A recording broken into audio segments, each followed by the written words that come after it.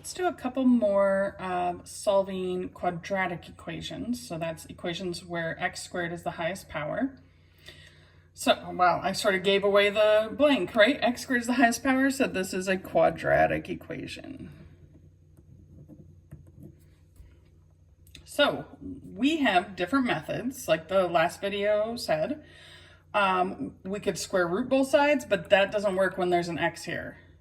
We could complete the square and then use square roots, but with completing the square, we have to do b divided by 2 and then squared. But here b is an odd number, and I don't feel like working with decimals or fractions. So let's try factoring, because to me, factoring is the easiest one if it factors easily, right? So let's at least try it. For factoring and for quadratic formula both, we have to get equals 0. That's not the case for square root method or completing the square, but for these two, we have to get equals 0 first. So I'm going to add the 1 and move it to the other side. So plus 1 plus 1. So what we get is x squared minus 3x plus 1 equals 0. And so now let's try to factor it. What two numbers multiply to 1 and add to negative 3? Well, the only numbers that multiply to 1 are 1 and 1 or negative 1 and negative 1, so that does not factor. It is prime. I think that's a good review of that word. So factoring's not going to work. Completing the square we could totally do. It would work. But let's review the quadratic formula, because it may have been a while. Maybe this isn't something you even remember doing. Let's write it out. So the quadratic formula is for solving ax squared plus bx plus c equals 0. So we have to have that equal 0. Once you have that, you just identify a, b, and c and plug it in. So x equals negative b plus or minus the square root of b squared minus 4 times a times c all over 2a. There are songs to help you remember this. There's all kinds of tricks and rhymes and things. Hopefully we've at least seen it before, even if we don't remember using it a whole lot. It really is just a formula we plug into. We identify the a, b, and c from the equation, making sure we have equals 0, and then just plug in and simplify. So let's try that with this equation. What I'm seeing is there's no number in front of the x squared, so that's a equals 1. The b in front of the x is negative 3, and c would be positive 1. Make sure to keep the signs on them. All right, so then the formula, I'm gonna pick a color here, is x equals, now negative b means the opposite sign. So instead of negative 3, it's like negative 3 makes a positive 3, plus or minus the square root. B squared is negative 3 squared. I'm going to write this one out a whole lot. Usually I would probably just do the squaring in my head, but I feel like if it's something, it's been a while, so let's write it all out. Okay, so it's negative 3 squared minus 4 times a times c, so 4 times 1, all over 2 times a. All right. So next step in quadratic formula is to figure out what the square root equals. You can put this whole thing in the calculator, but do make sure you're putting parentheses around the negative, or just do this in your head. These aren't too bad. Negative 3 squared is 9. 4 times 1 is 4, so 9 minus 4 is 5 under that square root. And then 2 times 1 is 2. And those are our two solutions. That's why factoring didn't work, because we're getting some ugly solutions. So it's 3 plus square root of 5 over 2 or 3 minus square root of 5 over 2. Those are the two x values that would make this equation true. Ugh. But I think this method would was probably easier than completing the square. But those are the two options. When it doesn't factor and it's not something that's already squared, we either have to use quadratic formula or complete the square. In the next example, we're going to try it both ways so we can compare.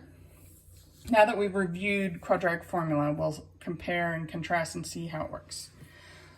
It has that equals 0 already, so let's do the quadratic formula first, because it's in that nice form where I can see that A is 4, B is -8, and C is -7. Right? A, B, and C. And if it helps, here's the form we're using. So once we have A, B, and C, X equals opposite of B, so -8 becomes +8, plus or minus B squared, -8 squared is +64. So I find it just easier to do the squaring in my head, and then minus 4 times 4 times -7, all over 2 times 4. All right. So not a good time for me to not have a calculator on me, y'all. So I'm going to do, first, a negative times a negative makes a positive, but you can just type this whole thing in the calculator, right? Exactly as it is in one step. What I don't want to see is doing 64 minus 4, because that is not order of operations. We have to do all these multiplications first. So a negative times a negative makes a positive, and then I'm going to do 28 times 4, because that's not too bad. It is 112. So what I'm getting, and of course, use a calculator, is the square root of 64 plus 112 over 8. So I add 64, 176. So 8 plus or minus the square root of 176 over 8. All right, I'm getting a calculator. Hold on. I saw a number in the hundreds and went, not trying to do this. All right. So, got my calculator. I need to find a perfect square that divides 176. This is where we got to use perfect squares lists. We could also just try some numbers. I'm feeling 64. I'm going to start at 64 and see how it goes. 64 is 8 squared. And I think I did that just because it had 64 here, but let's try it. 176 divided by 64. Not a whole number. 176 divided by 49, that's 7 squared. Definitely not that. Let's try 6 squared. 176 divided by 36. Nope. 176 divided by 25 is not going into that because it doesn't end in a 5 or a 0. So I'm going to skip down to 4 squared is 16. Oh, we found it. So we just try our perfect squares list until we find one. I don't know why I wrote 64, so I'll get that out of here. So the square root of 176, what we found is that that's the square root of 16 times the square root of 11. Right, that's the 11 I got. So what we get is 8 plus or minus 4 square root of 11 over 8. Oh, and this is where we get heart simplification. And I know not everyone had me for Math 65, but if you did have me for Math 65, or I might have shown you if you learned this in Alex, what we're doing is looking for what number can we divide all 3 of these by. And in this case, we can divide by 4. I'm not worried about the square root, it's all these other numbers. So what we get, final answer, is 2 plus or minus the square root of 11 over 2. Because 4 divided by 4 makes 1. You don't have to write the 1 there.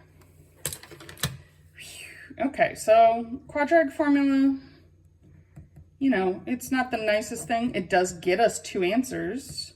So it's 2 plus square root of 11 over 2 or 2 minus square root of 11 over 2. Now, hopefully you were doing like me where you only used half the sheet, because now we're going to do the same problem with completing the square. This time I got my calculator ready. Sorry, I wasn't prepared before. But we're going to do this with completing the square. completing the square, first thing we're going to do is move the 7 to the other side. We actually don't want equal 0. So 4x squared minus 8x equals 7. I'm going to add 7 to move it over there. I also do not want this x squared to have a number in front of it, so I'm going to divide everything by 4. It has to be both sides. So now what we got is x squared minus 2x equals 7/4. I mean, I guess we could get a decimal, but let's just roll with it in fraction form, and hopefully 7/4 doesn't seem that bad. We'll see how it goes. All right, so this is completing the square. So with completing the square, we need to take b divided by 2 and then square it. So in this case, b divided by 2, the b is that number in front of x, negative 2 divided by 2, and then when I square it, that'd be negative 1 squared, which is 1. That's the number I need to add to both sides. So I'm going to add 1, add 1. So what I get is x squared minus 2x plus 1 equals 7/4, and I'm going to write that plus 1 as 4/4. Right? It's the same as adding 1, but we're just in fraction form. All right, we're basically there. We're in the completing the square part where we should be able to write it as a squared. In this case, it's x minus 1 squared. If you multiplied out x minus 1 squared, you'd get x squared minus 2x plus 1. That's how we designed this, right? That's why we added 1 to both sides. The other side is just 11/4. All right, to undo squaring, we're going to square root both sides. So what I get is x minus 1 equals plus or minus the square root of 11 over the square root of 4. I'm separating those two because square root of 4 simplifies nicely. Square root of 11 does not.